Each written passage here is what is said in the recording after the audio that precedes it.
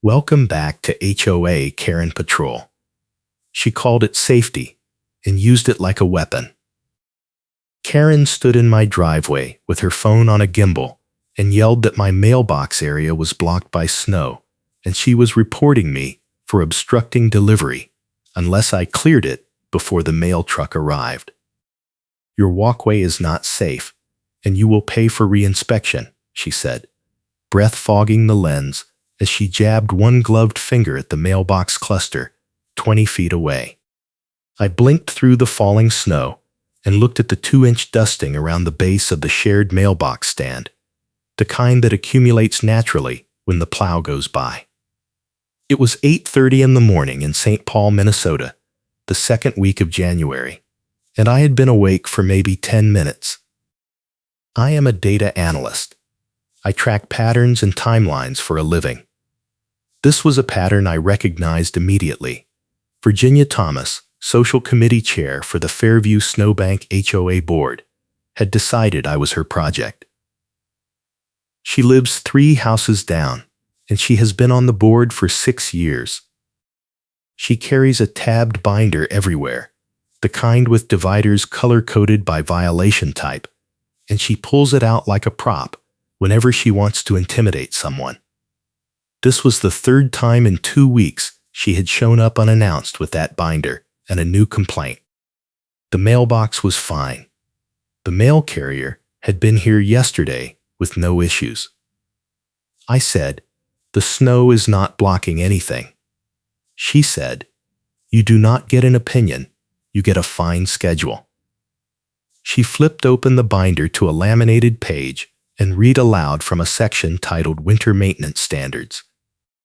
I could not see the text from where I stood, but she recited it like scripture.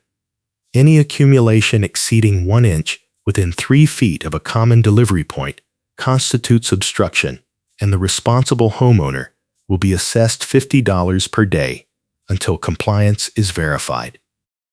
I said, "That is not a city ordinance." She said, "It does not have to be. It is in the covenants." I said, "Show me the covenant." She snapped the binder shut and said, "I do not need proof. I have paperwork and vibes." Then she turned and walked back toward her car, still filming, her breath fogging the gimbal lens as she narrated for her phone. Resident refuses to comply. Walkway presents liability. Documentation in progress. I went inside and pulled up the HOA covenants on my laptop. I have a PDF copy I keep in a dedicated folder because I learned early that Virginia will cite rules that do not exist if you let her. The covenants mention snow removal once. Homeowners are responsible for clearing their own sidewalks within 24 hours of measurable snowfall. Nothing about mailboxes. Nothing about shared delivery points. Nothing about $50 daily fines. I took a screenshot and saved it to a folder I had started 2 weeks earlier titled Evidence Fairview. 2 hours later, a notice appeared in my mailbox. Not delivered by the Postal Service. Hand-placed. White envelope. No stamp. My address written in marker. Inside was a printed form on Fairview Snowbank HOA board letterhead, violation notice, dated today, citing failure to maintain clear access to common mail delivery infrastructure. Fine assessed at $50. Payment due within 10 days. Failure to pay will result in lien placement and amenity suspension.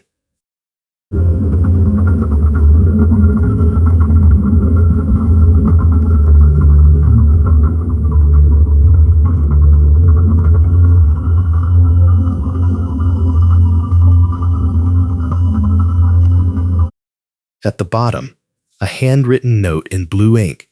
Your non-compliance is documented. A reinspection fee of $75 will apply.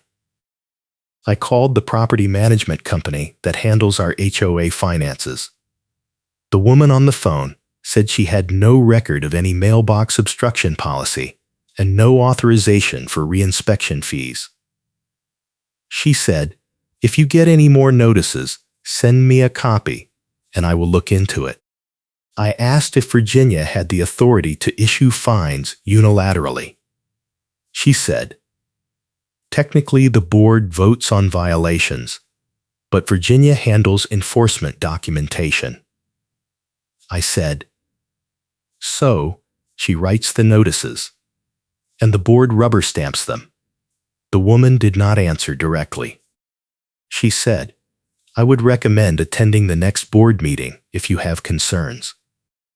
The next board meeting was 3 weeks away.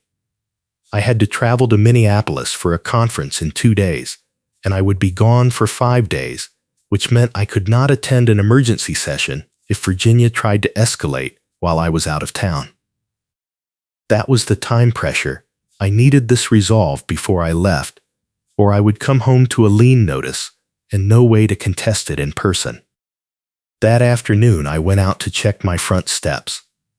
I keep a bucket of ice melt salt by the door because the concrete gets slick fast when the temperature drops.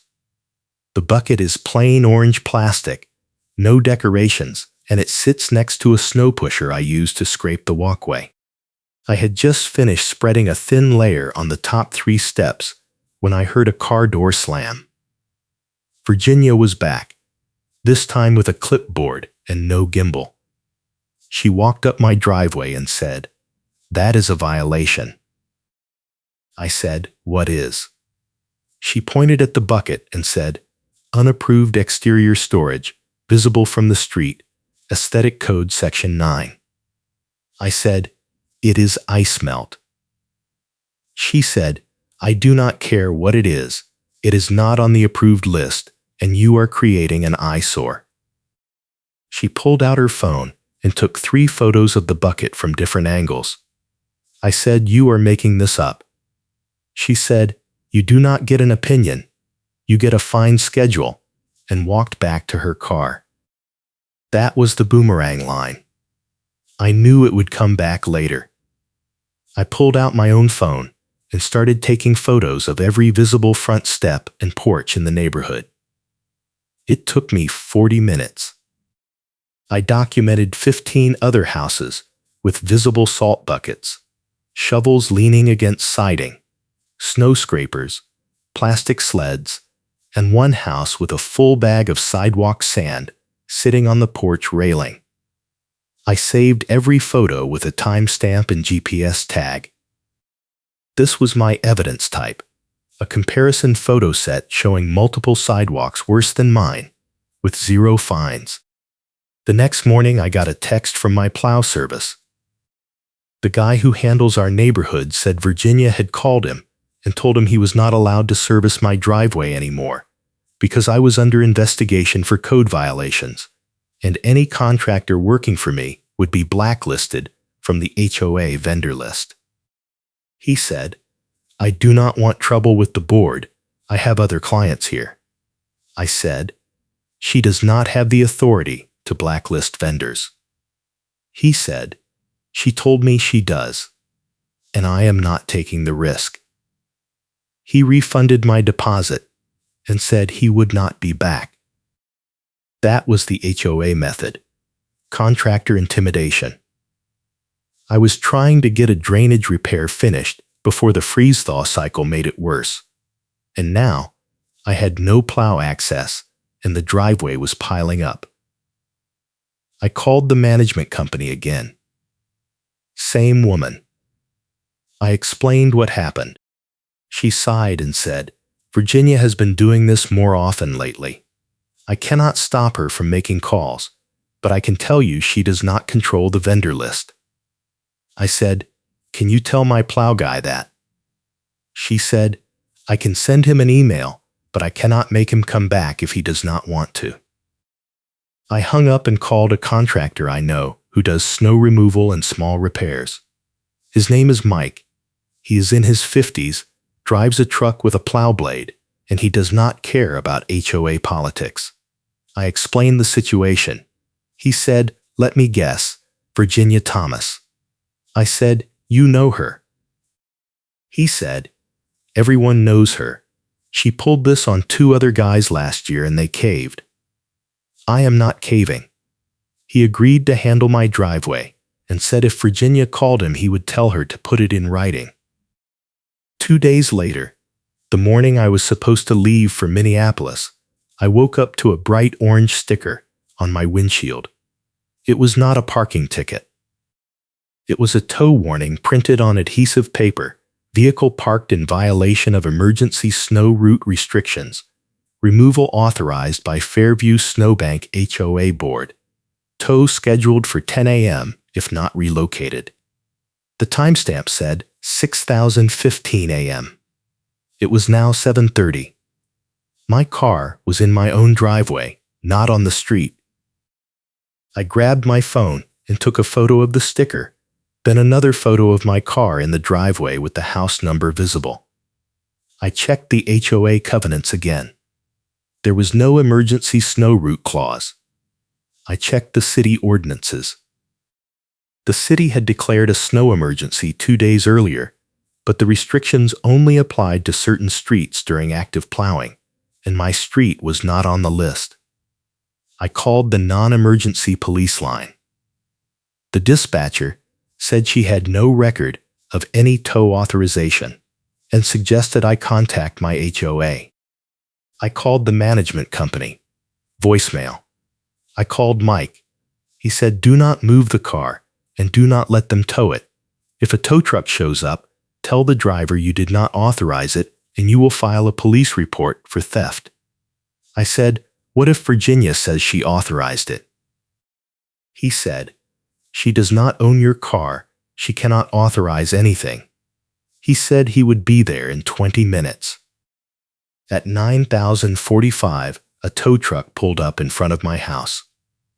The driver got out and walked toward my driveway with a clipboard. Virginia appeared from somewhere, I did not see where, and met him at the curb. She pointed at my car, and I could see her talking fast, gesturing with the clipboard. The driver looked skeptical. I walked outside. Mike pulled up right behind the tow truck and got out. Virginia saw me and said, this vehicle is in violation and you were notified. I said, I was not notified. I got a sticker that does not cite any actual rule, and this is my private driveway. She said, the board authorized this action under emergency powers. I said, show me the board vote. She said, you do not get an opinion. You get a fine schedule. The tow driver looked at me and said, do you want this car towed? I said no. I did not request a tow, and I do not consent. He said, then I am not taking it. Virginia turned on the driver and said, I authorize this tow. You are contracted with the HOA. You have to follow board directives. The driver said, I am contracted to tow vehicles that are reported as abandoned or illegally parked on common property, not cars in private driveways. She said, this is an emergency snow route. He said, according to who? She pulled out her phone and showed him something. He looked at it and shook his head. He said, this is not a city order. This is an HOA memo. I cannot tow a car based on an HOA memo unless the owner agrees. She said, you are refusing a contracted service. He said, I am refusing to commit theft. That was the funny karma beat. Karen insists the tow is authorized and the tow driver hesitates. I did not say anything yet. I just watched. Mike walked up and said, Virginia, you called my boss last year and tried to get me blacklisted because I told you the drainage regs were city code, not HOA rules. You do not get to do this. She said, I am enforcing community standards. Mike said, you are harassing people. The tow driver got back in his truck and drove away.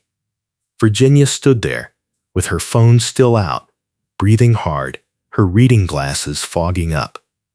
She looked at me and said, "You think you won?" I said, "I did not do anything. You tried to tow my car without legal authority, and your own contractor refused." She said, "This is not over," and walked back toward her car. Before she got in, she turned and said, "I am calling an emergency board session, and you are going to be banned from using any amenity until you comply with all outstanding violations." Then she left. I looked at Mike. He said, "She does that threat every time she loses an argument." The board has never actually voted to ban someone from amenities, but she uses it to scare people into paying fines they do not owe.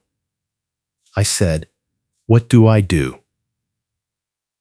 He said, "You need to go to the police and file a report for harassment. You need to document every single interaction. And you need to get a lawyer to send the board a letter, because Virginia is going to keep escalating until someone stops her." I did not have time for a lawyer before my trip. I had 3 hours before I had to leave for the airport. I went to the police station. I brought printed copies of every photo I had taken: the salt bucket, the mailbox, the tow sticker, the comparison photos of other houses, and a printed timeline of every interaction with Virginia, including dates, times, and quotes. The officer at the desk listened and took notes. He said, "This is a civil dispute. We cannot issue a restraining order without evidence of a direct threat, but I can take a report and give you an incident number.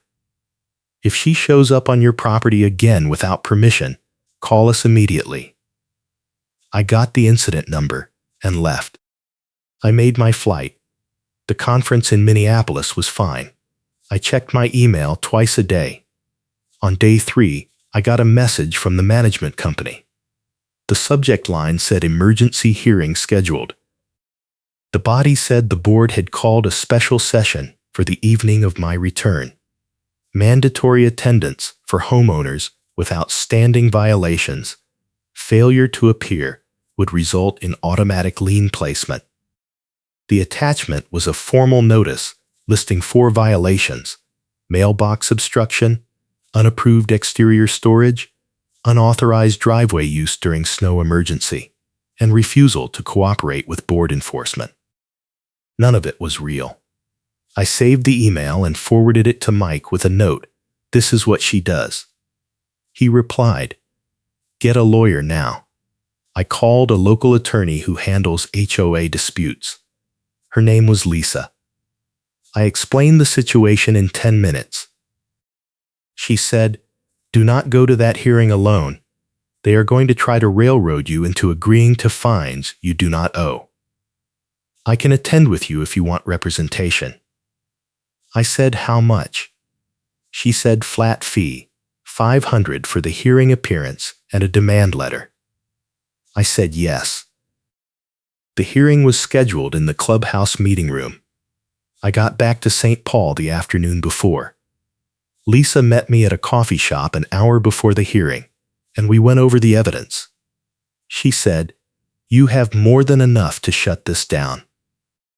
The problem is, Virginia is not acting in good faith, so even if the board drops the violations tonight, she is going to keep coming after you unless you make it painful for her to continue."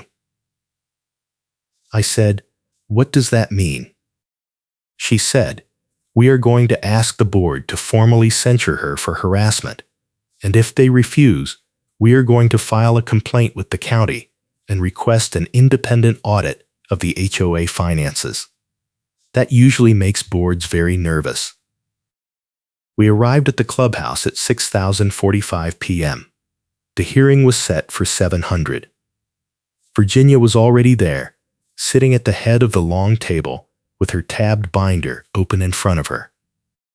2 other board members were present: a man in his 60s who handled landscaping, and a woman in her 40s who did treasurer work.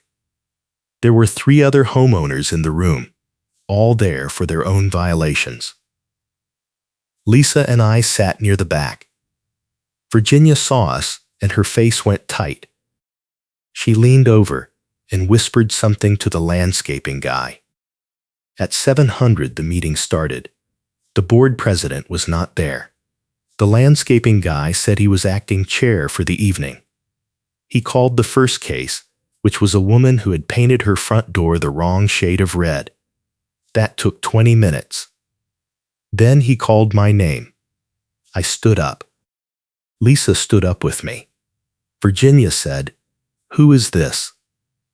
Lisa said, "I am legal counsel for the homeowner."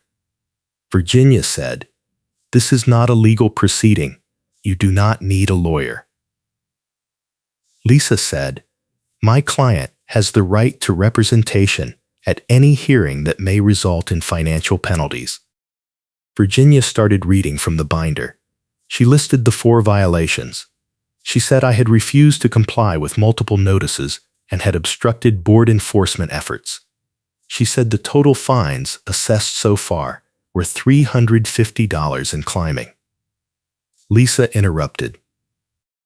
She said, "I am going to stop you right there. My client has documentation showing that none of these violations are supported by the covenants or by city code." She pulled out a folder and handed copies to each board member. She said, "You will see photos showing that multiple other homeowners have the same front porch storage my client has, with no fines issued. You will also see that the mailbox obstruction claim is baseless. There was no measurable accumulation at the time of the alleged violation. And you will see that the tow authorization was improper and was refused by your own contracted vendor." The treasurer looked through the papers. The landscaping guy looked uncomfortable. Virginia said, "These are cherry-picked examples, and they do not address the pattern of non-compliance." Lisa said, "What pattern?" "You have issued 4 notices in 2 weeks, none of them valid, and you attempted to tow a vehicle from private property without legal authority. That is not enforcement. That is harassment." Virginia stood up. Her voice went up half an octave. She said, "I am doing my job as social committee chair, and if this board does not support me, then we have a bigger problem." Lisa said, "Your job is not to invent violations. The covenants are clear, and my client is in full compliance. I am requesting that the board formally withdraw all 4 violations and issue a written apology. I am also requesting that the board censure Ms. Thomas for exceeding her authority and engaging in targeted harassment." The landscaping guy said, "We need to take a recess and discuss this in executive session." Lisa said, "You can discuss it, but I am putting the board on notice that if these violations are not withdrawn tonight, we will be filing a formal complaint with the county and requesting an independent audit of all fines and fees assessed in the last 2 years." The treasurer went pale. She said, "That is not necessary." Lisa said, "Then withdraw the violations." They went into a back room. We waited for 15 minutes. I could hear raised voices through the door, but I could not make out words. When they came back, the landscaping guy said, "The board has voted to withdraw all 4 violations currently on file for this property, and no fines will be assessed. However, we are not issuing a censure at this time." Lisa said, "Why not?" He said, "Because we need more time to review the complaint process." Lisa said, "You have 2 weeks, and if we do not hear back, we are filing with the county." Virginia was shaking. She gathered up her binder and walked out without saying anything. The treasurer stopped me on the way out and said, "I am sorry about this. Virginia has been getting more aggressive lately, and the rest of us are trying to rein her in." I said, "She tried to tow my car."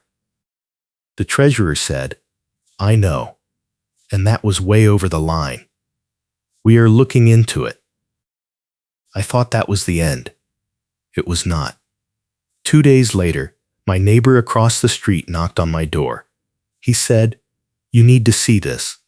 He showed me his phone. There was a post in the neighborhood group chat from Virginia. The message said, "Homeowner at KHB Tamsit Yupami Tan Tupatslan is under investigation for multiple safety violations and has been represented by outside legal counsel in an attempt to intimidate the board. All residents are advised to document any interactions and report suspicious activity. Guests visiting this property during the next snow emergency will be cited or towed for non-resident parking violations." That was escalation step 1, a warning that my guests will be cited or towed during the next snow emergency. The neighbor said, "She is trying to turn everyone against you." I said, "She is defaming me in writing." He said, "Half the people in the chat are saying she is out of control, and the other half are saying you must have done something to deserve it." I took screenshots of the entire thread and forwarded them to Lisa. Lisa called me an hour later. She said, "This is actual defamation. She is accusing you of being under investigation without evidence, and she is threatening your guests. I am sending a cease and desist letter to the board and to Virginia personally. If she posts anything else like this, we are going to file a lawsuit." I said, "How long does that take?" She said, "The letter will go out today, and if she does not stop, we can have a complaint filed within a week." The next snow emergency was declared 3 days later. A fast-moving system dropped 4 inches overnight. The city sent out the usual alerts. I parked on the street because my driveway was blocked by a delivery truck that morning. I moved the car as soon as the truck left, but it was on the street for maybe 90 minutes during the restricted period. At noon, Virginia showed up with a clipboard and a camera. She took photos of my car from 3 angles, even though it was back in the driveway by then. I was watching from the window. I grabbed my phone and started recording. She walked up to my front door and knocked. I opened the door with my phone pointed at her. She said, "Your vehicle was parked illegally during a declared emergency, and I am issuing a citation." I said, "My car is in my driveway." She said, "It was on the street earlier, and I have photographic evidence." I said the city restriction ended at 10 a.m., and I moved it at 9:30. She said, "The HOA restriction extends until noon." I said there is no HOA restriction. The city controls snow emergency parking. She said, "You do not get an opinion. You get a fine schedule." I said, "I am recording this." She said, "I do not care." I said, "You are on my property without permission, and you are threatening me with fines that are not authorized by any governing document." She said, "I am performing my duties as an elected board member." I said, "You were not elected, you were appointed, and you do not have enforcement authority." She stepped closer. I said, "Stop. You need to leave my property now." She said, "You are obstructing an official inspection." That was when she tried to bait me into yelling, because the breath fog makes the audio sound harsher, and she wanted it to look like I was the aggressor. I kept my voice level. I said, "This is private property. You do not have inspection rights. And if you do not leave, I am calling the police." She said, "Go ahead." I called. I kept the phone on speaker. The dispatcher asked what the emergency was. I said, "I have someone on my property who is refusing to leave and is threatening me with fake fines." The dispatcher said an officer would be there in 10 minutes. Virginia stayed on the porch She said, "You are making a mistake." I said nothing. She pulled out her own phone and started recording me. She said, "Resident is hostile and uncooperative, creating a dangerous environment for board representatives." I said, "You are trespassing." She said, "I am documenting a violation." We stood there in silence for 8 minutes. A patrol car pulled up. The officer got out and walked up the driveway. He said, "What is going on?" I said, "This woman is on my property without permission, and she is threatening me with fines that are not authorized by any HOA rule or city code." Virginia said, "I am a board member performing an inspection, and this resident is refusing to comply with emergency parking regulations." The officer said, "Do you have documentation of the regulation?" She pulled out her binder and flipped to a page. She held it up. The officer looked at it and said, "This is an HOA memo, not a city ordinance. The city snow emergency ended at 10 this morning." She said, "The HOA extends the restriction to protect common areas." He said, "You cannot extend a city ordinance. That is not how it works." She said, "I am authorized to enforce community standards." He said, "On common property maybe, but this is private property, and the homeowner is asking you to leave. If you do not leave, I am going to issue a trespass warning." She said, "This is retaliation." He said, "Ma'am, you need to leave now." She looked at me. I looked back. I did not raise my voice because my proof was louder than any argument. She walked back to her car. The officer asked if I wanted to file a report. I said yes. He took my information and gave me another incident number. I handed the officer on scene the proof and asked for an incident number immediately. The proof was my phone, still recording. I showed him the video I had just taken. I also pulled up the screenshots of the group chat post where Virginia had threatened to cite or tow my guests. I said, "She has been doing this for weeks, and I have documented everything." He watched the video. He said, "This looks like harassment. I cannot arrest her for it, but you have enough here to get a restraining order if you want one."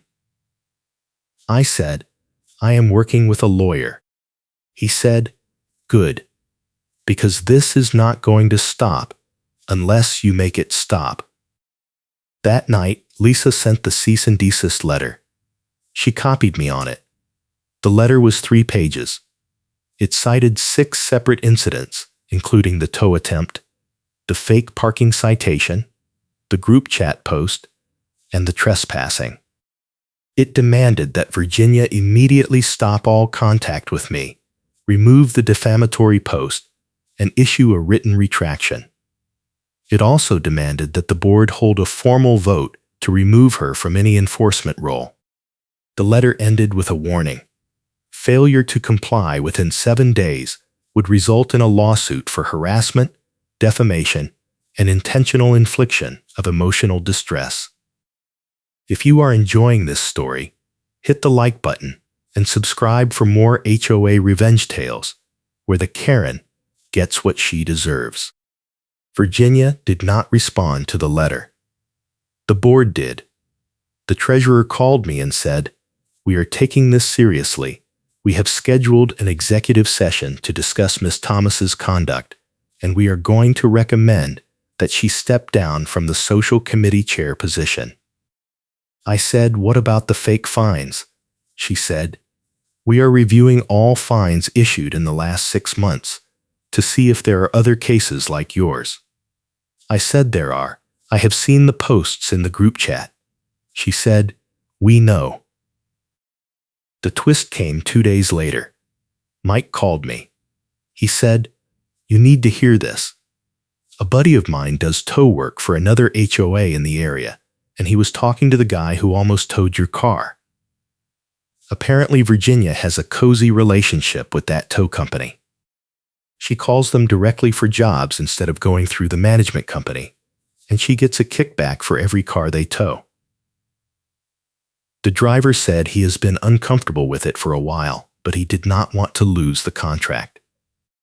When you refused the tow, he started asking questions and realized Virginia was running her own side operation. That was the twist. Karen has a cozy relationship with a tow vendor, and the call logs show it. I said, "How do we prove it?" Mike said, "The driver is willing to talk if there is an audit. He has invoices and call records." I said, "Lisa is pushing for an audit." Mike said, "Then this is going to blow up." Lisa filed the formal complaint with the county the next day. The complaint requested an independent audit of all HOA fees, fines, and vendor contracts for the previous 2 years. It specifically cited the tow attempt and the fake parking citation as evidence of improper fee assessment and potential kickback arrangements. The county clerk confirmed receipt and said the review process would take 4 to 6 weeks. Virginia found out within hours. She posted in the group chat, "Certain residents are attempting to destroy this community by filing frivolous complaints with the county. This is a coordinated attack on volunteer board members who are trying to maintain property values. Anyone who supports this effort is undermining the neighborhood." The post stayed up for maybe 20 minutes before the treasurer deleted it and posted a new message. "The board has received legal counsel advising us to limit public discussion of ongoing disputes. All residents are asked to direct questions to the management company. Thank you for your patience." The emergency board session happened 3 days later. It was not public. I was not invited. Lisa got a call from the board attorney the next morning. The attorney said the board had voted to suspend Virginia from all enforcement duties pending the outcome of the county audit.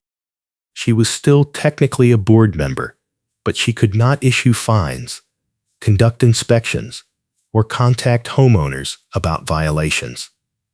The attorney also said the board was withdrawing all fines issued in the last 6 months and offering refunds to any homeowner who had paid. That was escalation step 2 being reversed.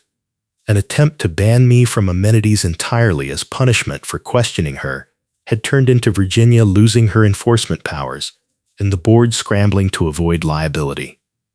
Lisa said, "This is good, but we are not done. We need to wait for the audit results. If they find what I think they are going to find, the board is going to settle, and Virginia is going to be removed completely." The audit took 5 weeks. The report came back at the end of February. It was 42 pages. The summary findings were damning. The auditor found that Virginia had issued over 60 fines in the previous 18 months, 38 of which were not supported by the covenants or by city code. The total improper fees assessed were over $12,000. The auditor also found that Virginia had a personal relationship with the tow company and had received payments totaling $1,800 over 2 years, documented as consulting fees but clearly tied to tow referrals. The report recommended that the HOA refund all improper fines, terminate the tow contract, and remove Virginia from the board immediately. The board called an emergency general meeting. It was packed. Every homeowner who had been fined in the last year showed up. The board president, who had been mostly absent during the whole mess, read the audit summary aloud. He said, "The board accepts the findings, and we are taking immediate action. All improper fines will be refunded within 30 days. Ms. Thomas has resigned from the board effective immediately. We are also implementing new oversight procedures to prevent this from happening again." Virginia was not at the meeting. She had submitted a resignation letter the day before the meeting was announced. The letter was one sentence: I am resigning from the Fairview Snowbank HOA board due to personal reasons. The board attorney read it aloud. Someone in the audience said, "What about the kickbacks?" The attorney said, "That is a separate matter, and the board is cooperating with the county on any further investigation." I got a refund check 2 weeks later. It was for $350, the amount Virginia had tried to fine me. There was a cover letter from the management company apologizing for the improper enforcement actions and confirming that my account was clear. I also got a call from the tow driver. He said, "The board terminated the contract with my company and I lost the work, but I am not mad about it. What Virginia was doing was shady, and I should have said something earlier. I told the county everything I know. I hope it helps." Lisa called me the next day. She said, "The county is referring the kickback issue to the state attorney general because it may involve fraud. That is out of our hands now, but it means Virginia could face criminal charges if they decide to prosecute." I said, "What about the HOA?" She said, "The board is going to settle with you quietly to avoid any more public attention. They are offering to cover your legal fees and issue a formal apology in writing." I said, "What do you recommend?" She said, "Take it. You won. You do not need to drag this out." The showdown happened at the city code enforcement counter 3 weeks later. Virginia showed up to contest a separate citation she had received for improper vendor payments. I was not there, but Mike was, and he told me what happened.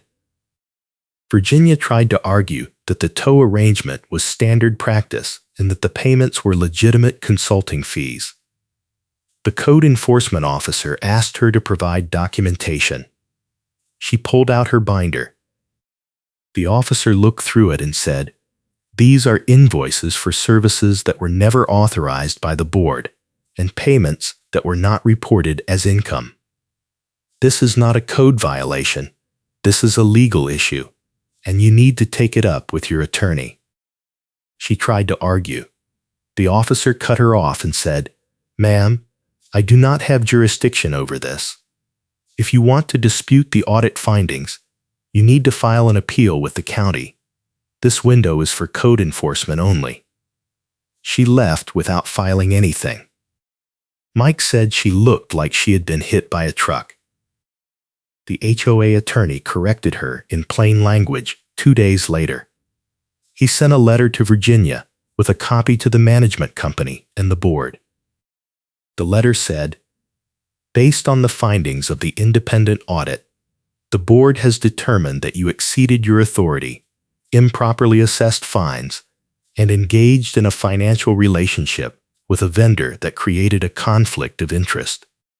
The board is pursuing full reimbursement of all improper payments and reserves the right to take further legal action if necessary. You are prohibited from representing yourself as a board member or acting on behalf of the HOA in any capacity." That was the Karen consequence. Karen gets corrected by the HOA attorney in plain language. The board dropped its own internal investigation to avoid a public records mess. That was the HOA consequence. The HOA drops the case to avoid a public records mess. The county audit had already exposed everything they were trying to hide, and the board did not want to risk more bad press or lawsuits from other homeowners. The outcome was bigger than anyone expected. The independent audit found improper late fees tied to winter notices, and the HOA was forced to refund a large batch of charges across the neighborhood. 42 homeowners received refunds totaling just under $16,000. The board implemented a new rule requiring all fines to be reviewed by the management company and approved by a majority board vote before being issued. Virginia was banned from attending board meetings for 3 years and was added to a vendor blacklist shared by other HOAs in the county. I ran into the treasurer at the grocery store a month later. She said, "I am sorry it took so long for us to figure out what she was doing. A lot of us knew she was aggressive, but we did not realize she was running her own operation." I said, "Why did it take a lawsuit to get the board to act?" She said, "Because no one wanted to believe it was that bad. And by the time we admitted it, she had already done so much damage that we had no choice but to clean house." Mike finished the drainage repair in early March. He said, "You know what the best part of all this is? Virginia tried to blacklist me, and now she is the one who is blacklisted, and I just picked up 3 new clients in the neighborhood because people saw I did not back down." I said, "You earned it." He said, "So did you." The plow service guy called me in April. He said, "I heard what happened, and I am sorry I bailed on you. If you need snow removal next winter, I will handle it, and I will not take any calls from board members." I said, "Appreciated." He said, "That woman was running a scam on half the neighborhood, and no one had the guts to call her out. You did the right thing." Lisa sent me a final bill in May. It was less than I expected. She had negotiated the settlement so that the HOA covered most of her fees. The cover letter said, "This was one of the more satisfying cases I have worked on. You had all the right documentation, and you did not back down. Most people fold when the HOA applies pressure. You did not. The HOA is a better place because you fought back." I got one more piece of mail in June. It was a certified letter from the state attorney general. The letter said the office had reviewed the referral from the county and had decided not to pursue criminal charges due to insufficient evidence of intent to defraud, but the matter had been forwarded to the IRS for review of unreported income. I did not hear anything after that, but I assumed Virginia had bigger problems than the HOA. The neighborhood settled back into normal life. The new board president sent out a newsletter in July apologizing for the enforcement mess and promising better oversight. The management company hired a compliance officer to review all fines before they went out. No one mentioned Virginia by name, but everyone knew. I saw her once more, in August. She was loading boxes into a car in front of her house. A for sale sign was in the yard. We made eye contact for a second. She looked away and kept loading. I did not say anything. There was nothing left to say. The tabbed binder never showed up again. I assume she took it with her when she moved. I kept my evidence folder on my laptop just in case, but I never needed it. The new board was careful, the management company was responsive, and no one tried to fine me for a salt bucket or a snow-covered mailbox. Mike stopped by in September to check on the drainage repair. He said, "You hear Virginia moved to a condo in Bloomington. No HOA." I said, "Good for her." He said, "I do not think she learned anything. I think she just ran out of people to bully here." I said that is her problem now. The witness who had stood with arms crossed and a smirk during the tow standoff stopped me at the mailbox cluster one afternoon. He said, "I should have backed you up louder when all that was going down, but I did not want the board coming after me next." I said, "It worked out." He said, "Yeah, but you took all the heat and the rest of us just watched. That was not right." I said, "You were there. That mattered." He said, "Still, if it happens again, I am not staying quiet." The clubhouse got repainted in October. The board put up new signs with clearer rules about snow removal, parking, and exterior storage. The rules were shorter, simpler, and actually matched the covenants. Someone commented in the group chat that it was nice to have rules you could follow without a law degree. Someone else said it was nice to have a board that did not treat homeowners like criminals. The comments got a lot of reactions. I paid off Lisa's final bill in November. The total came to about $800 after the HOA settlement. I considered it the best money I had ever spent. She sent me a thank you note that said, "If you ever need representation again, call me. But I hope you never do." I framed the refund check and hung it in my home office as a reminder that sometimes the system works if you fight hard enough and document everything. The tow driver sent me a message on LinkedIn in December. He said he had started his own tow company and was no longer working with HOAs at all. He said, "I should have walked away from that contract a year earlier, but I was scared of losing the income. You showed me that doing the right thing does not always cost you. Sometimes it sets you free." I wished him luck. The management company sent out a year-end report in late December. It included a summary of the audit findings, the refunds issued, and the new oversight procedures. It did not name Virginia, but it included a line that said, "The board has taken corrective action to address improper enforcement practices identified in the independent review, and we are committed to ensuring that all homeowners are treated fairly and in accordance with governing documents." It felt like an official acknowledgement that the nightmare was over. I got one last piece of closure in January, almost exactly 1 year after Karen stood in my driveway with her phone on a gimbal and yelled at me about snow around the mailbox. The new board president stopped by with a bottle of wine and a handwritten card. The card said, "Thank you for holding us accountable. The HOA is stronger because you did not give up." The wine was decent. I opened it that night and toasted to survival, documentation, and the power of refusing to be bullied. The snow came back in February. I kept my salt bucket by the front door. No one said a word. The mail carrier delivered every day without issue. The plow service showed up on time. The driveway stayed clear. The neighborhood was quiet, boring, and normal. It was perfect. Thank you for listening.